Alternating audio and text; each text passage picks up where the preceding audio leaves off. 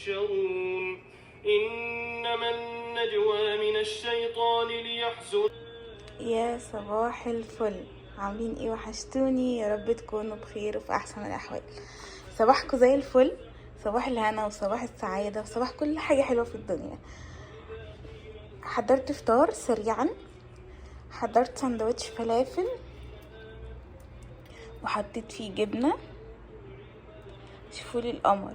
الفلافل بفردها على الرغيف واقلبها في طاسة، مش بحمرها، بنقطة زيت واحدة وبحط فيها جبنة واقفلها واحمرها على الوشين، وبيطلع مقمر وجميل. كوباية الشاي طبعا ما استغناش عنها في الفطار، وعملتها النهاردة شاي نعناع والمية بتاعتي. كده جهز فطاري. قبل ما اروح افطر، بسم الله الرحمن الرحيم، كل ما اقلب في كل حتة، الفيسبوك دونر كباب، التيك توك دونر كباب، الانستجرام دونر كباب. خلاص يا جماعة، الدنيا كلها عملت الترند، فقلت خلاص انا هجرب دونر الكباب ويا رب يطلع طعمه حلو وصالح يرضى ياكله. صالح مش بيحب اللحمة، مش بيحب اللحمة البقر، فحاسه ان انا لو عملتهوله بالطريقه دي ان شاء الله يرضى ياكله ان شاء الله، لانه شويه شبه البرجر وبياكل برجر عادي. فخلينا نجرب. انا طلعت لحمه مفرومه من الفريزر، وطلعت زبادي، والزبادي بعينها في الفريزر، وبطلعها في اي وجبه انا بكون محتاجاها، اي عجين اي حاجه، وبسيبها على الرخامه شويه تفك وبستخدمها، مفيش ادنى مشكله. اللهم صل على النبي. يبقى احنا كده طلعنا حاجه الغدا. هروح افطر على ما دول يفكوا براحتهم، الجو برد فمش هيفكوا بسرعه. اللهم صل على النبي. والحاجات اللي ناقصه هطلبها دلوقتي من اي ابلكيشن بتوع توصيل، ونبدا ان شاء الله نجرب مع بعض دونر الكباب او كباب اسكندر او الكباب التركي، كل واحد عمال يقول عليه اسم يعني. فهو سهل قوي، شويه لحمه وتوابل وزبادي وفرديها وعجنيها وهبديها. ما علينا، يلا بينا نروح نفطر. صباحكم زي الفل. هروح افطر وان شاء الله لما الحاجه دي تفك واكمل بقيه طلباتي نعمل غدا سوا. صباحكم زي الهنا.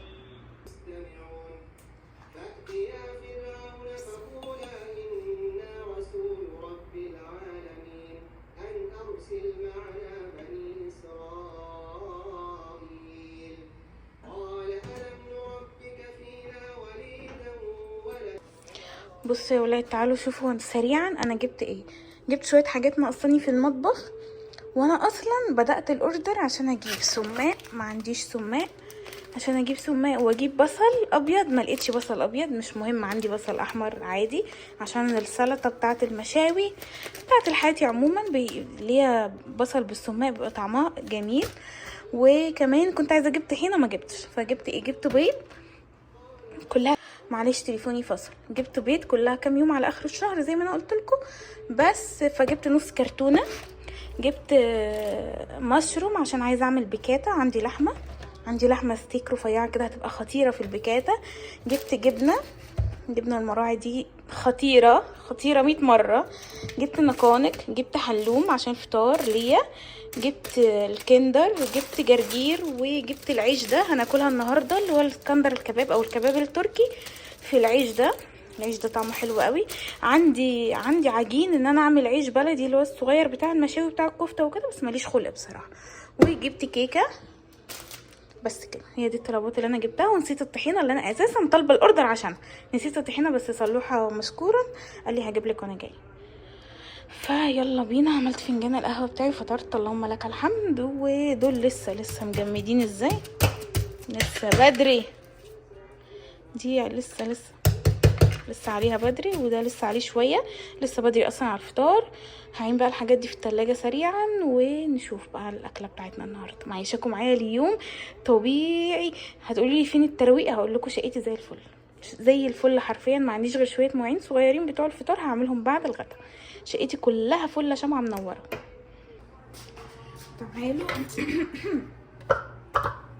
تعالوا بقى يلا نعمل الاكل. حط لها بصلايه، حط بصلايه صغيره مش كبيره، وعلى البطاطس دي اختياري بس انا بحبها. انا قلت لكم على البطاطس، انا قصدي على البصل. حته هريسه شطه كده عادي استغني عنها. واحده طلبتها مني، بص قربت تخلص، هنعملها مع بعض قريب ان شاء الله.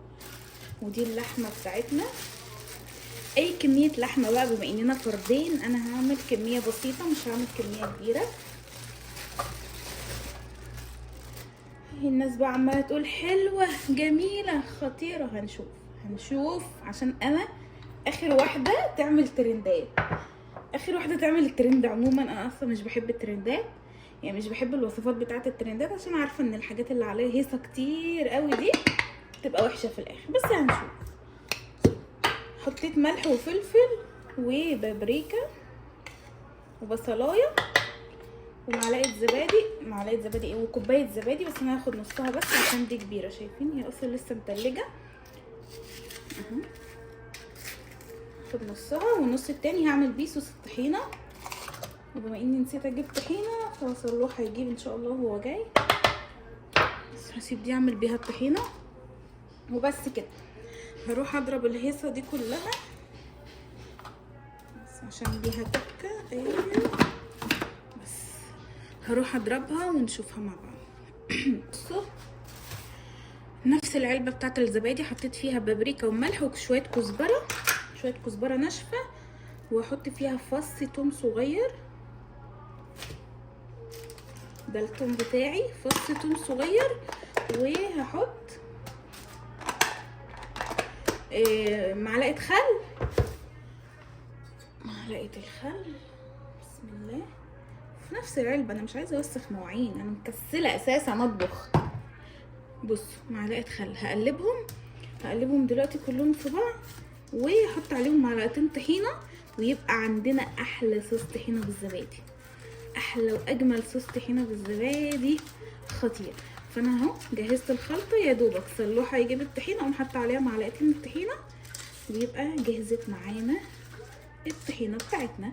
طبعا محتاجه معلقتين طحينه، هسيبها بقى على جنب والم الليله دي ونشوف العجينه مع بعض.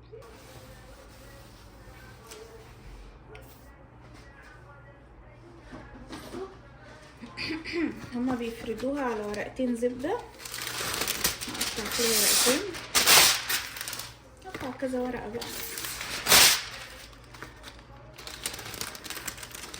خلينا 2 كده.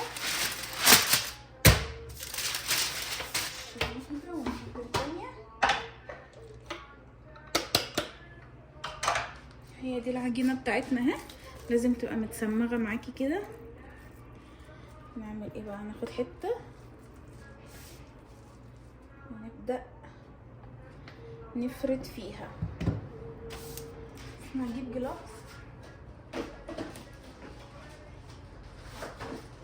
بس معيشاكم معايا مقولكوش بقى. اللحمه دي لسه ما اتضربتش. نحاول نعملها بس ايه مستطيل كده على قد ما نقدر. عارفه ليه حاسه ان انا ممكن احط اللحمه كلها بما انها اصلا مش كبيره، ونعملها ورقه واحده ونخلص.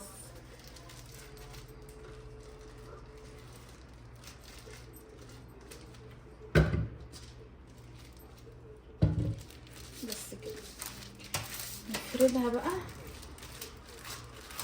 وهفردها بس كده على قد ما اقدر بايدي، وبعد كده هفردها بالنشابه. يعني احط ورقه زبده كمان وافردها بالنشابه. دي لحمه لسه ما اتفككتش بس قشطه عادي، يعني هتتفكك وتخش الفرن وتبقى زي الفل.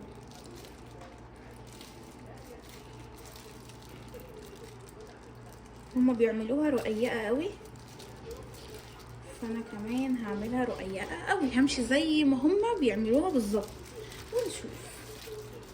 ليه بقى مش بحب امشي ورا الترندات؟ هقول لكم مش عشان هي وحشه، بس عشان اغلب اللي بيعملوا الترندات الخطيره دي بتبقى فاهمين منظر على الفاضي كده،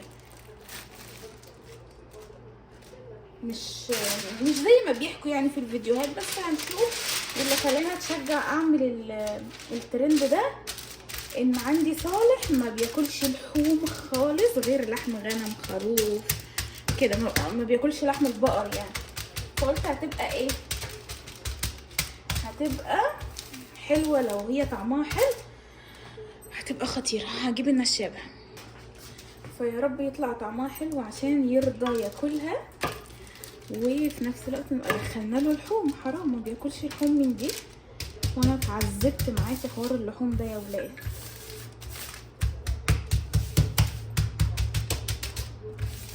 هما ليه ما بيقولوش في الفيديوهات فردها صعب؟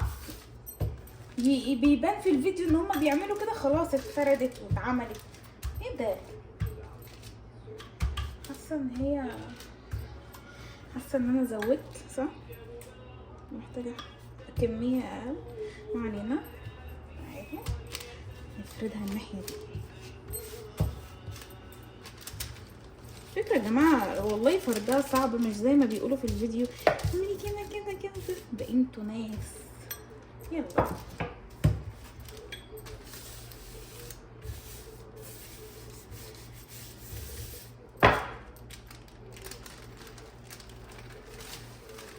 بس كده. هم عملوا كده وبعد كده عملوا كده كده. لا، ما انا هاخدهم الرخامه نضيفه زي الفل. في حتت فاضيه اهي، حتت فاضيه، بس احنا ايه كترنا من هنا وكده يعني.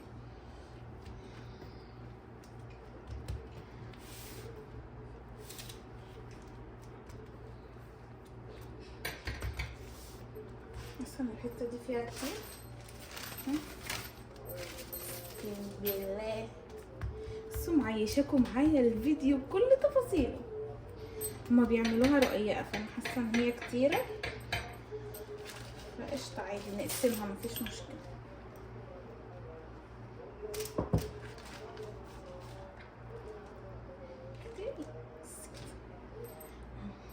ناخد نشيل الحته الزياده دي وبس كده. كميه عك رهيبه. والله ما هفصل الفيديو، هنزله زي ما هو اهو. عملنا اول رول رفيعه وحلوه وجميله اهي. نعمل بقى ايه الرول التاني.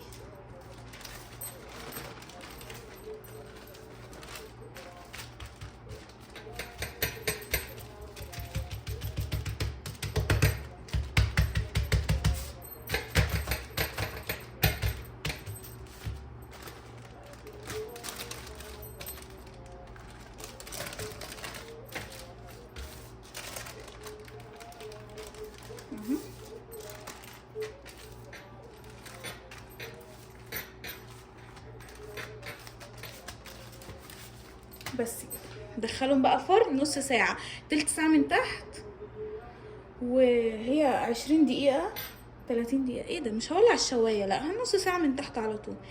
يلا بينا على الشبكة اللي في النص، ودرجة حرارة من 180 ل 200.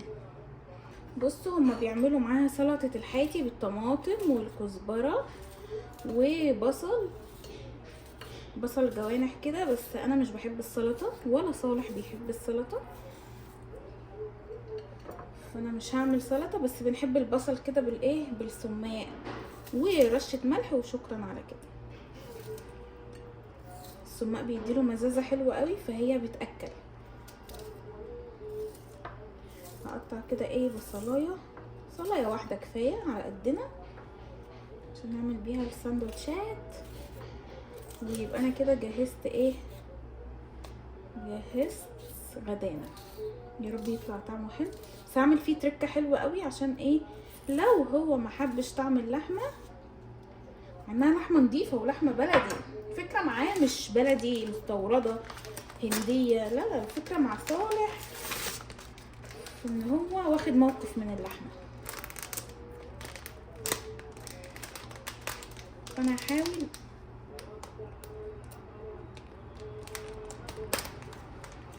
الناس اخترعوا مقص وانا لسه بفتح ببوقي. ما علينا، شفتوا عايشاكم معايا الفيديو كاننا قاعدين مع بعض في بيت واحد. شويه سماق كده وشويه ملح وافركهم واسيبهم جنب يا عيني وجعت. اسيبهم جنب الطحينه.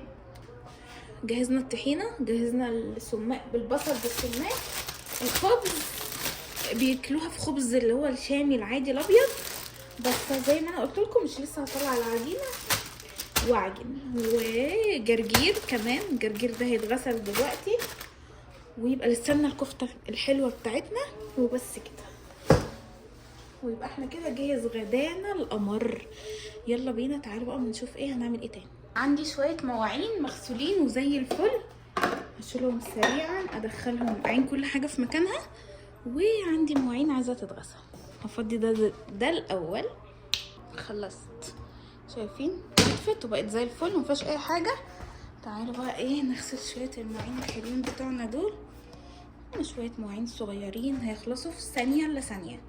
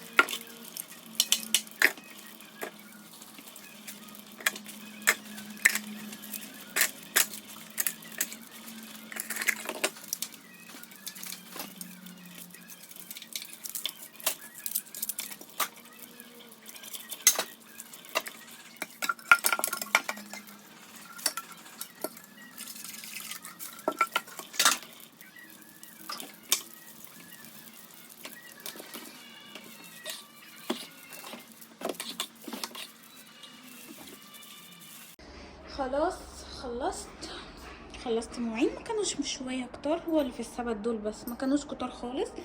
خلصت وغسلت الحوض، وكمان عندي هنا المكان نظيف، البوتاجاز نظيف وزي الفل.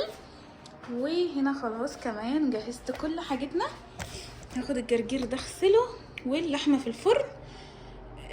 على ما اللحمه تخلص، فانا حاسه ان انا محتاجه اعمل كمان حاجه حلوه، بما ان اليوم النهارده عندي فاضي يعتبر، ما عملتش اي حاجه، شقتي نظيفه. كل اللي انا عملته بس روقت السرير. اول ما صحيت قبل ما اخرج من الاوضه كنت منضفه السرير، وانا كنت عامله روتين للشقه كلها، فالشقه ولا غلطه، ما عنديش غسيل، ما عنديش اي حاجه. فانا حاسه ان انا النهارده ما عملتش اي حاجه، قاعده ارتاح. لا يمكن هعمل حاجه حلوه، بس هعملها بره الكاميرا بصراحه، هعملها كده في السريع واوريها لكم لما تخلص. تعالوا نشوف. بصراحه هي ريحتها تحفه بصراحه. اتحرقت ما اتحرقتش يا ولاد. اسمها ايه دي؟ السوائل اللي نزلت هي اللي اتحرقت بس. اوف سخنه مولعه. هنشوف بقى الترند بتاع يستاهل ولا اي كلام. يحكي ده لزق.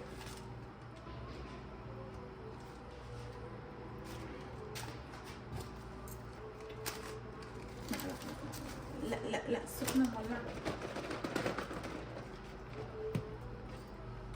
بصوا الحته دي اللي كانت ظاهره للنار، فانتوا ممكن تحطوا عليها مسحه زيت كده عشان ما تلزقش.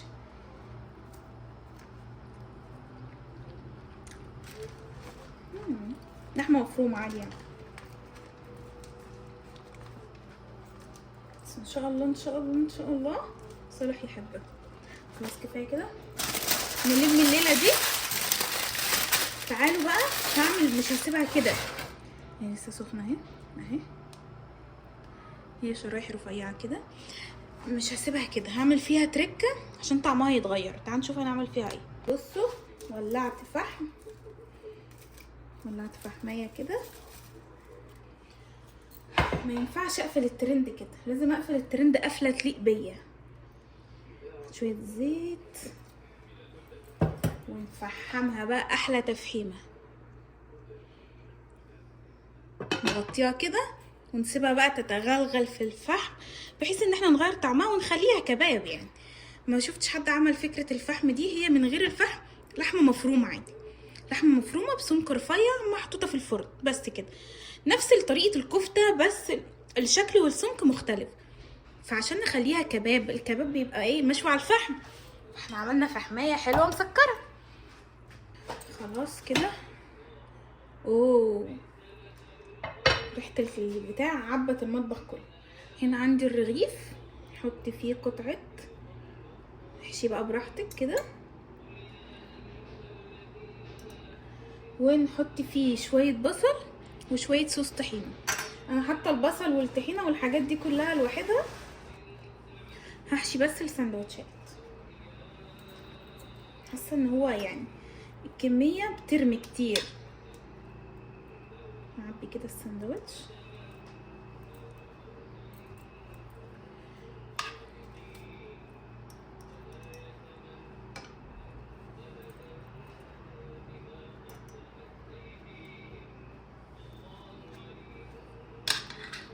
نعبي السندوتش ويبقى لسه عندنا كمان كميه حلوه، يعني تعمل 3-4 سندوتشات، 3 سندوتشات كمان. وده اقل من نص كيلو لحمه، انتوا شايفين كانت كميه صغيره قوي، ممكن نقول مثلا ربع كيلو لحمه. هغطي ده واسيبه كده على جنب. وده بقى في الساندوتش نحط ايه؟ نحط صوص، نحط طحينه. خلينا اجيب الطحينه. بصوا الساندوتش كده نحط عليه شويه بصل، شويه سلطه بقى عموما يعني، انتوا اعملوا سلطه بقى انتوا، وشويه طحينه. بسم الله بسم الله. ايوه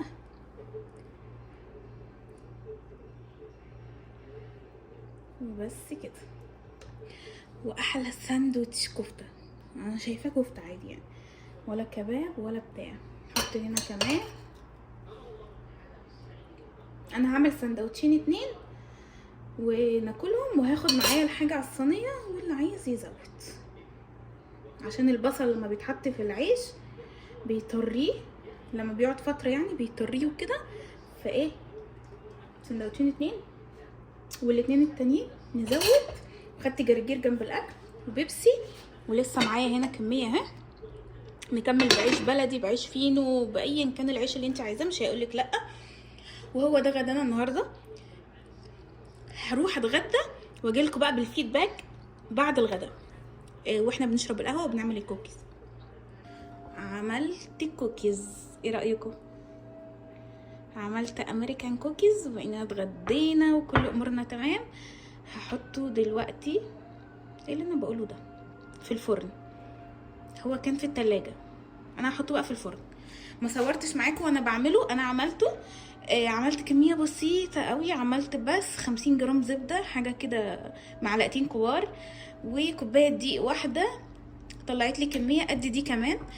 اللهم صل على النبي. عينته نصها في الفريزر، ودول اللي انا هخبزهم دلوقتي.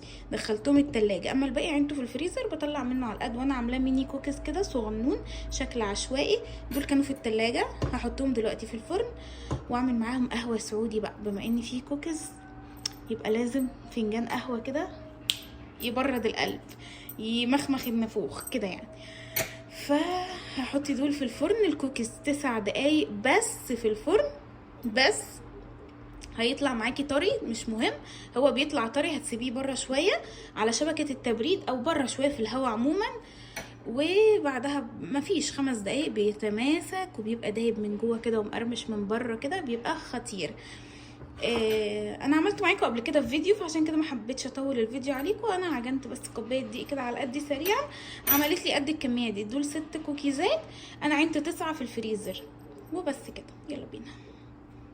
الكوكيز طلع لسه طري، شايفين لسه طري. هسيبه هنا يبرد براحته ويهدى براحته ويعيش حياته على ما اجهز القهوه بتاعتنا. جهزت؟ لا مش جهزت، انا علقت عليها. هسيبها تغلي بقى حوالي ربع ساعه ونرجع لها. خلاص خلصت ويومي خلص.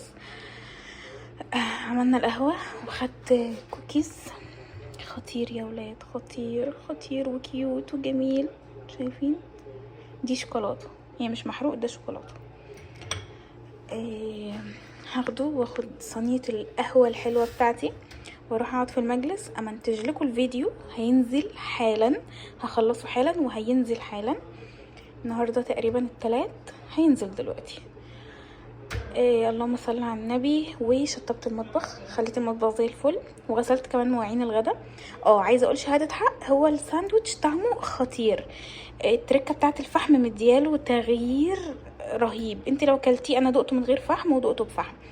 من غير فحم بامانه هي لحمه مفرومه عاديه زي الكفته، بس السمك بتاعها مختلف، المهم ان هي عجينه كفته فطعمها كفته. انتي بقى اديتلها الفحمه بقت كفته بالفحم. مع الساندوتش جوه العيش، اعتقد ان لو كان في عيش بلدي اللي هو الصغير بتاع الساندوتشات ده كان هيبقى طعمه اطعم شويه. بس هو حلو قوي بصراحه. هكرره تاني ولا لا؟ ان شاء الله اكرره تاني لو صالح طلبه، لان هو عجبه، ودي ميزه ان هو كان لحمه. فهو لو طلبه تاني اكيد هعمله تاني. هو سهل وسريع ومفيهوش اي حاجه، ابسط من البساطه. هي زي ما انا قلت لكم كفته، التركيه بتاعه الفحم خليتها كفته على الفحم. البصل والطحينه بصراحه مدين له طعم مختلف، طعم جديد، طعم حلو. يعني التحابيش اللي جنب الاكل هي اللي مطعمه الساندوتش، ودي حاجه مش كل الناس بتقولها. ان التحابيش هي اللي مديه للساندوتش روح. اما لو لحمه وعيش بس كده، فانتي بتاكلي ساندوتش كفته ساده مفيهوش اي حاجه. هو حلو بس ما يستاهلش الضجه الكبيره اللي انتوا عاملينها دي. بس يلا مش مهم، هو اي حاجه تطلع ترند الناس كلها بتجري وراها وتجربها وتعملها، حتى لو هي مش نافعاهم برضو بيعملوها. فهو الميزه الوحيده بالنسبه لي انا من الترند ده كله ان صالح كان لحمه وبس. نشكر الترند على ان جوزي كان لحمه.